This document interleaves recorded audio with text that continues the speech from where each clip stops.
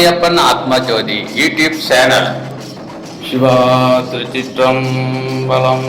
அம்மையப்பன் ஆத்மஜோதி அடியார் பிள்ளைகள் திருக்கூட்டம் இன்று தரிசனம் காணும் இடம் விழுப்புரம் மாவட்டம் திண்டிவனம் வட்டம் ஓங்கூர் கிராமம். ஓங்கூர் கிராமத்தில் அருள்பாலித்துக் கொண்டிருக்கும் வள்ளி தெய்வானையுடன் சுப்பிரமணிய சுவாமி அவர்களுக்கு இன்று தைப்பூசை முன்னிட்டு சிடல் திருவிழா 48ஆம் ஆண்டு மிக கோலாகலமாக ஓங்கூர் கிராமத்தில் நடந்து கொண்டிருக்கிறது.